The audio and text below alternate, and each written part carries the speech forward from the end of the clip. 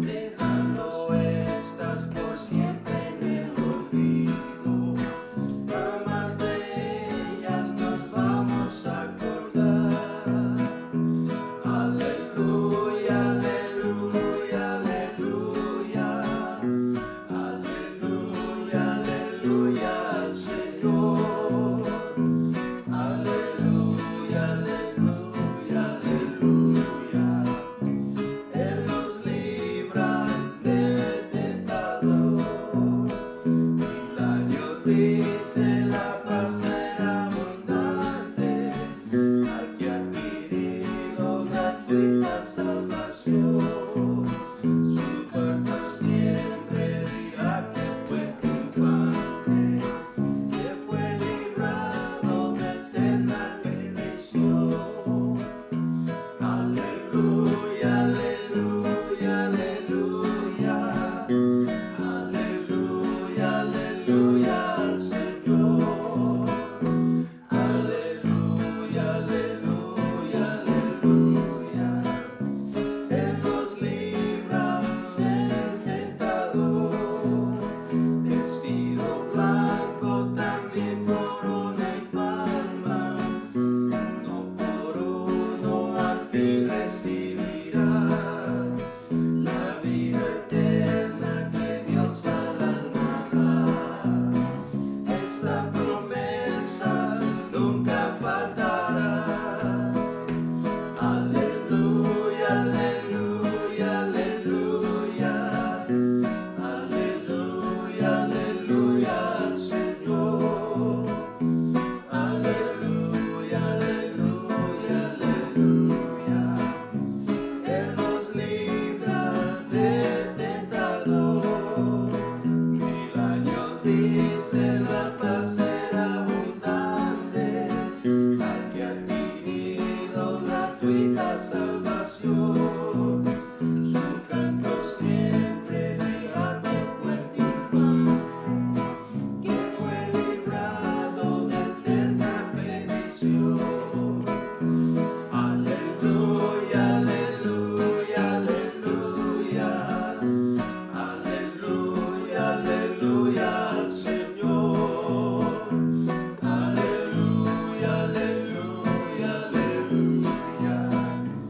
Él nos libra del tentador. Hermanos, paz de Cristo. En esta tarde la tarea que nos ocupa es que nuestro pastor, el pastor Ricardo Carmona, nos ha recomendado que estudiemos el libro de Primera de Corintios. En el pasado nosotros en la iglesia ya estudiamos el libro de los Hechos. Después de eso también estudiamos la epístola a los Romanos. Y en esta ocasión la tarea que nos va a ocupar va a ser mirar los 16 capítulos de la carta escrita a los Corintios. En esta tarde quisiera ofrecerles una introducción, si Dios nos ayuda y el tiempo nos permite, quizás podamos entrar al primer capítulo. Pero más importante en esta ocasión va a ser la introducción a esta carta que el apóstol San Pablo escribió a la iglesia de los Corintios, una iglesia que él fundó durante su segundo viaje misionero, como lo demuestra el capítulo 18 del libro de los Hechos. Y enseguida vamos a hablar de ese capítulo 18 del libro de los Hechos, cuando Pablo llega por primera vez a Corinto y establece la iglesia en ese lugar. Una cosa muy importante que necesitamos saber es que Corinto era la capital de Grecia cuando esta ciudad estaba bajo el imperio de los grecos. Cuando Roma tomó control de ese territorio, parte del trabajo de los soldados romanos era destruir la ciudad de Corinto hasta los suelos para demostrarle a los grecos que Roma tenía total y completo control, no únicamente de Corinto, sino de toda la región. Se dice que aproximadamente 100 años después de eso, Julio César dio la orden de que la ciudad comenzara a construirse, y así fue. Para el tiempo que el apóstol San Pablo llega a la ciudad de Corinto, según nos lo menciona Lucas en el capítulo 18 del libro de los Hechos, era como en el año 51 después de nuestro Señor Jesucristo. Para ese tiempo había densa reconstrucción, había mucho mercaderío, mucho turista, muchos personajes de importancia con intereses gubernamentales, intereses políticos y también intereses financieros. Esta ciudad era una ciudad muy robusta, de mucho mercaderío, mucho negocio. Había también en esta ciudad, el problema era la idolatría. Hicieron un altar, a este altar le crearon un templo para su diosa Venus. La diosa Venus para ellos era el equivalente de la diosa Diana a los efesios. Amén. Dicen los marineros, o los historiadores más bien dicho, que los marineros que venían rumbo del Mediterráneo, rumbo a Corinto, a largos rasgos y a larga distancia podían visualizar este templo de la grande diosa de Venus.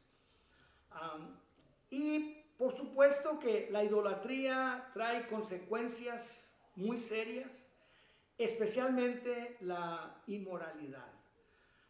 Al tener en el centro de esta ciudad esta estatua y este templo dedicado a la diosa Venus, quería decir que todas las mujeres que servían en ese templo, dicen que los historiadores que eran más de 1000.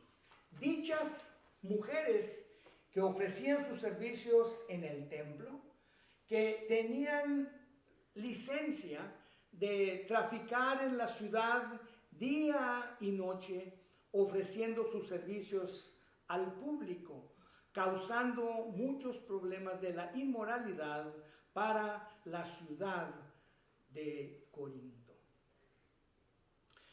La historia bíblica de la iglesia de Corinto comienza en el segundo viaje del apóstol San Pablo en Corinto. Y quisiera invitarlos que abrieran sus Biblias conmigo, y los voy a invitar que miren conmigo el desarrollo de cómo llegó el apóstol San Pablo a esta ciudad. Primeramente quisiera decirles que el segundo viaje misionero comenzó en el capítulo 15, en el versículo 36, donde dice: después de algunos días, Pablo dijo a Bernabé: volvamos a visitar a los hermanos en todas las ciudades en que hemos anunciado la palabra del Señor, para ver cómo están. Pablo había terminado de reunirse con el concilio en Jerusalén, terminaba de reunirse con la mesa directiva de la Asamblea Apostólica de la Fe en Cristo Jesús en Jerusalén. Dicho presidente era el apóstol Pedro. Después de él rendir su reporte, tuvo esta conversación con Bernabé y decidieron emprender su segundo viaje misionero. En el capítulo 16 encontramos el versículo 1 que dice como sigue: después llegó a Derbe y a Listra, y he aquí había allí cierto discípulo llamado Timoteo, hijo de una mujer judía, creyente, pero de padre griego. Entonces, en el siguiente capítulo 16 encontramos a Pablo en Derbe y en Listra. Si ustedes se acuerdan, en Listra, en el capítulo 14, lo apedrearon, lo sacaron. La Biblia dice que lo arrastraron en el capítulo 14 fuera de la ciudad, lo dejaron por muerto. Pero Dios lo levantó. Y en el versículo 11 dice: zarpando pues de Troas, vinimos con rumbo directo a Samotracia, y el día siguiente a Neápolis, y de allí a Filipos. Siguió su viaje misionero de Derbe, Listra, Troas, Samotramus, y de allí a Neápolis, y de Neápolis a Filipo. En el capítulo 17 encontramos al apóstol San Pablo en Tesalónica.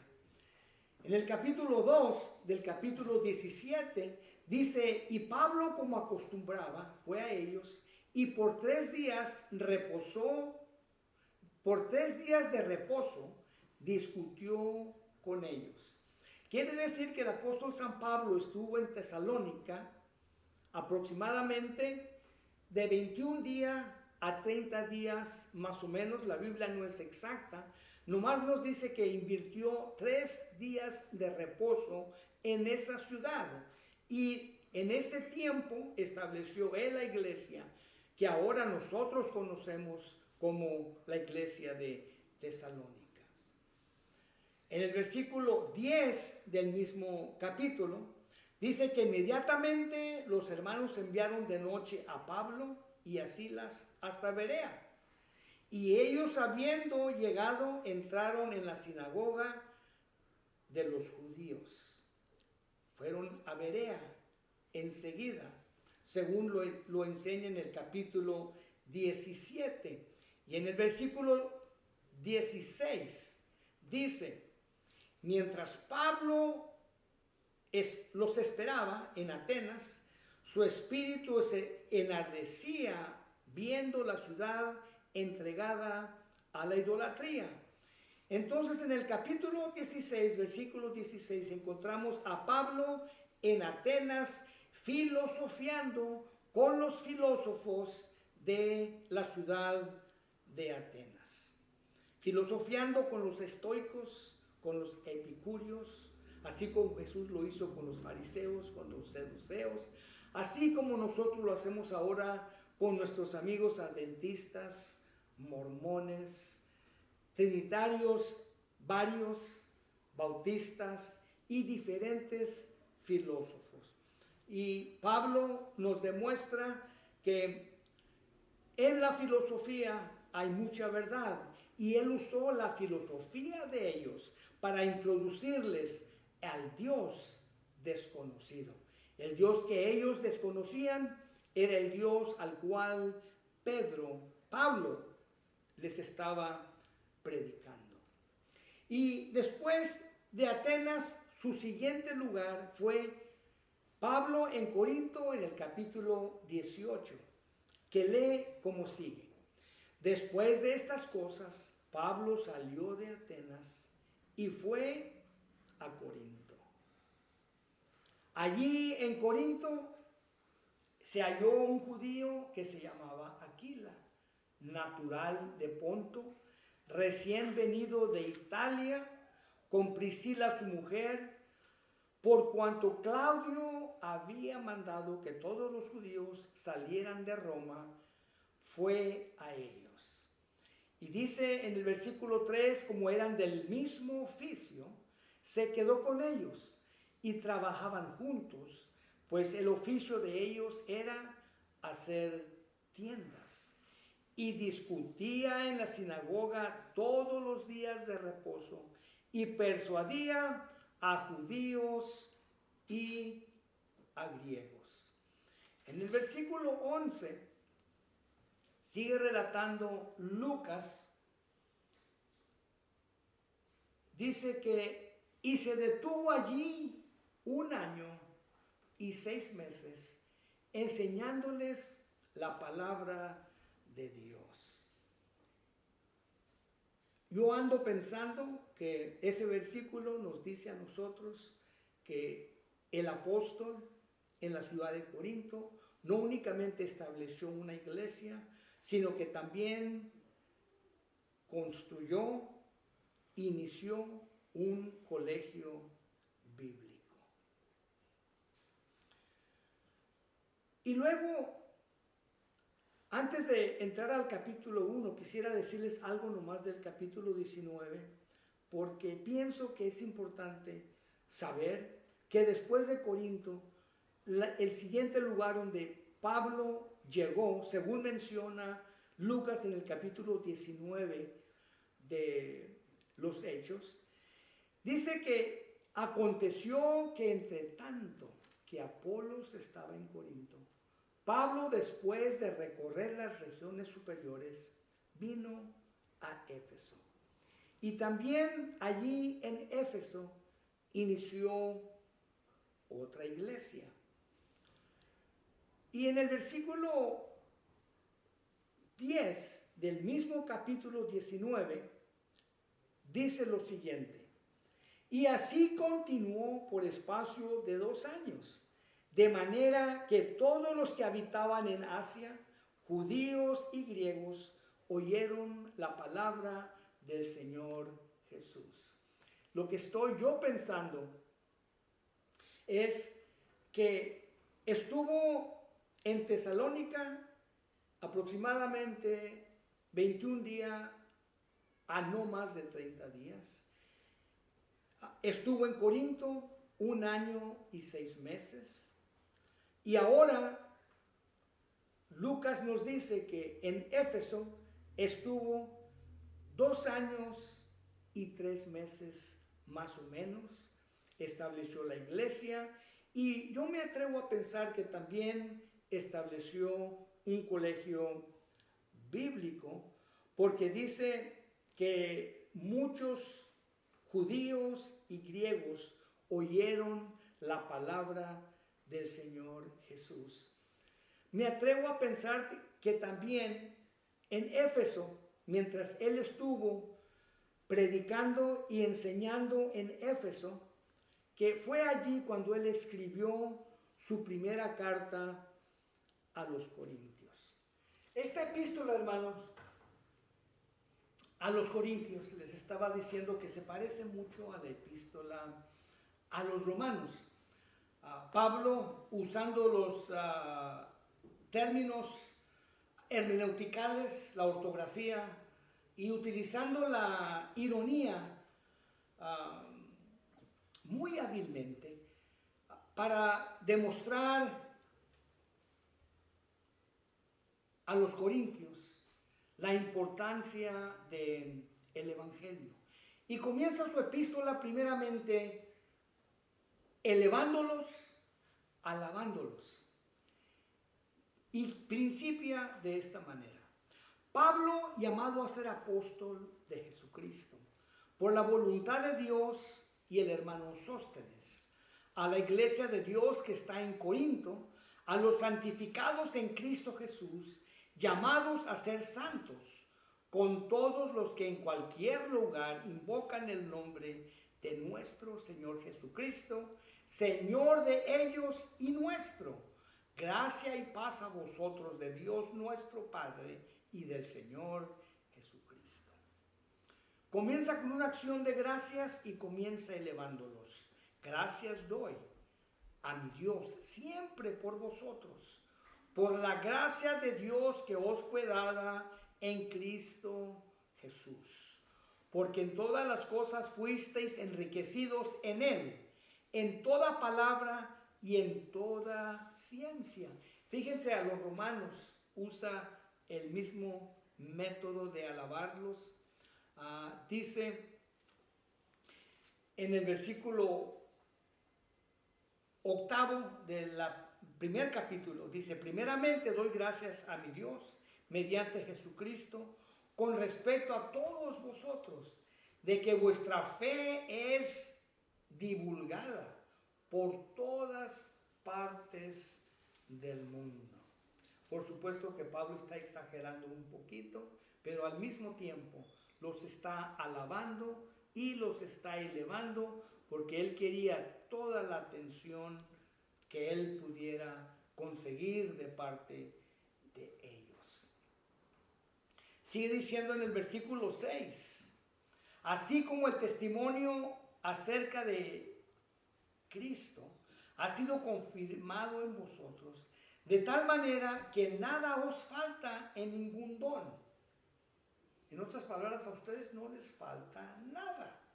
Ustedes tienen buenos alabadores. Hay milagros en la iglesia. Tienen visitaciones angelicales. Hay muchas cosas que ustedes tienen y ustedes no necesitan nada de nadie. Dice, esperando la manifestación de nuestro Señor Jesucristo, el cual os también confirmará hasta el fin, para que seáis irreprensibles en el día de nuestro Señor Jesucristo. Fiel es Dios, por el cual fuisteis llamados a la comunión con su Hijo, Jesucristo, nuestro Señor. Después de esa introducción, comienza a llamarles la atención, y muy debidamente. Comienza en el 10. Os ruego pues, hermanos, por el nombre de nuestro Señor Jesucristo, que habléis todos una misma cosa. Si ustedes se acuerdan, el tema del libro a los Filipenses es que todos pensemos una misma cosa. Les está diciendo a los corintios la misma cosa. Que no haya entre vosotros divisiones, sino que estéis perfectamente unidos en una misma mente y en un mismo parecer.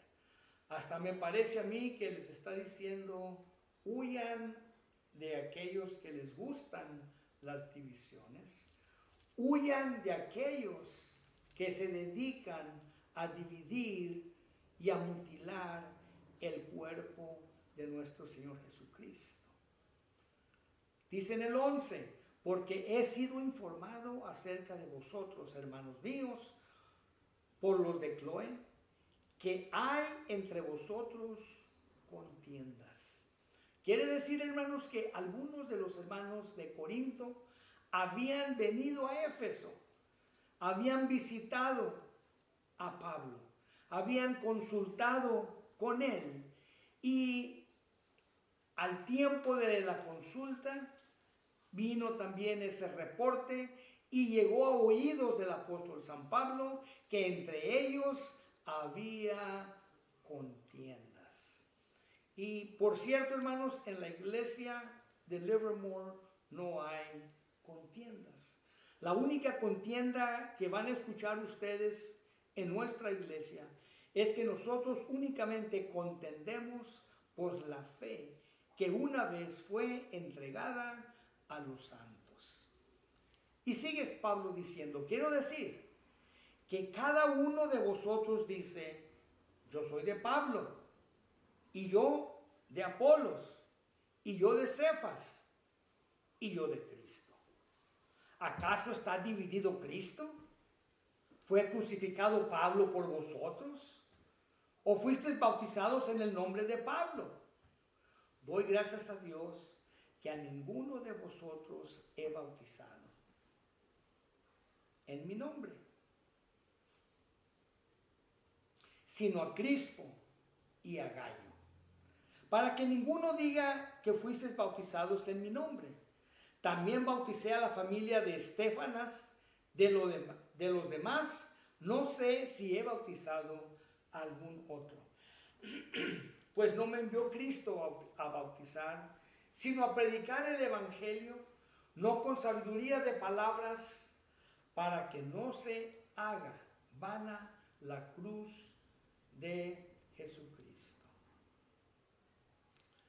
Sigue hablando el apóstol San Pablo en el versículo 18, un versículo que se parece mucho a Romanos 1:17, donde dice, porque no me avergüenzo del Evangelio, haciéndonos entender que lo que era importante para el apóstol San Pablo en Roma, en Tesalónica, en cualquier ciudad donde él andaba, en Éfeso, era la propagación del Evangelio de nuestro Señor Jesucristo. Y así como él no se avergonzaba del Evangelio, porque era potencia de Dios para salud, al judío primeramente y también al griego, ahora le dice a los hermanos de Corinto, porque la palabra de la cruz es locura a los que se pierden, pero a los que se salvan, esto es, a nosotros, es poder de Dios. Pues está escrito, destruiré la sabiduría de los sabios, desecharé el entendimiento de los entendidos. ¿Dónde está el sabio? Hace una pregunta retórica aquí el apóstol San Pablo. Una pregunta la cual no necesita respuesta. ¿Dónde está el escriba? ¿Dónde está el disputador de este siglo? ¿No ha enloquecido Dios la sabiduría del mundo? Pues ya que en la sabiduría de Dios, el mundo no conoció a Dios mediante la sabiduría. Agradó a Dios salvar a los creyentes por la locura de la predicación. El Señor escogió, no por predicadores locos, sino que por la locura de la predicación el mundo fuera salvo. Porque los judíos piden señales y los griegos buscan sabiduría. Pero nosotros predicamos a Cristo crucificado. Para los judíos ciertamente tropezadero y para los gentiles locura. Mas para los llamados, así judíos como griegos, Cristo poder de Dios y sabiduría de Dios. Porque lo insensato de Dios es más sabio que los hombres, y lo débil de Dios es más fuerte que los hombres. Pues mirad, hermanos, vuestra vocación, que no sois muchos sabios, según la carne, ni muchos poderosos, ni muchos nobles, sino que lo necio del mundo escogió Dios para avergonzar a los sabios, y lo débil del mundo escogió Dios para avergonzar a lo fuerte. Lo vil del mundo y lo menospreciado escogió Dios, y lo que no es para deshacer lo que es, a fin de que nadie se jacte en su presencia. Mas por él estáis vosotros en Cristo Jesús, el cual nos ha sido hecho por Dios sabiduría, justificación, santificación y redención. Para que, como está escrito, el que se gloría, gloríese en el Señor. Porque nosotros no tenemos ninguna otra cosa en que gloriarnos. No hay nada bueno en nosotros. Si una cosa buena tenemos en nosotros, es el Espíritu Santo de Dios. El saber, el reconocer que somos sus hijos. En saber que nosotros somos los llamados de su nombre. En saber que nosotros somos la iglesia del Señor Jesucristo.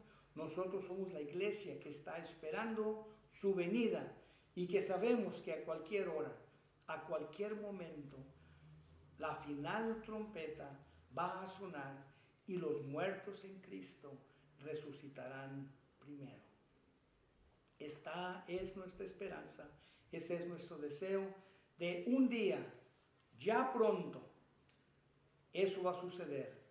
El cielo se va a abrir en dos y el Señor Jesucristo nos va a llamar para estar con Él en gloria. Dios les bendiga, hermanos, y el martes que viene vamos a estar mirando el capítulo 2. Dios les bendiga.